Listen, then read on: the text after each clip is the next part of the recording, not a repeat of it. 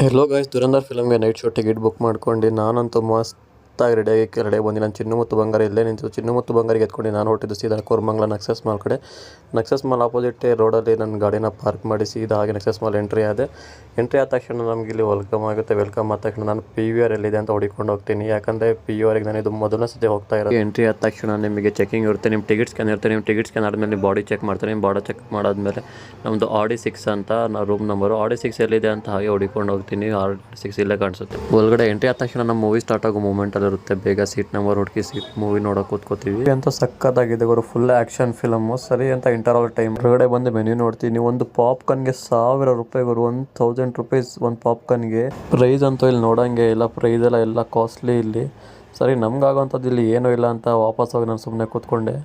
ಹಾಗೂ ಈಗ ಮೂವಿ ಎಲ್ಲ ಎಂಡ್ ಆಯಿತು ಗುರು. ಮೂವಿ ಎಂಡ್ ಆದಮೇಲೆ ಸೀದಾ ಎಕ್ಸಿಟ್ ಕಡೆ ಹೊರಗಡೆ ಹೋದ್ವಿ. ಹೊರಗಡೆ ಬಂದು ನಾನು ಟೈಮ್ ನೋಡ್ತೀನಿ, ಟೈಮ್ ನೈಟ್ 2 ಗಂಟೆ ಗುರು. ಮಾಲ್ ಒಳಗಡೆ ಯಾರೂ ಇಲ್ಲ, ಎಲ್ಲ ಖಾಲಿ ಮಾಲೇನೆ.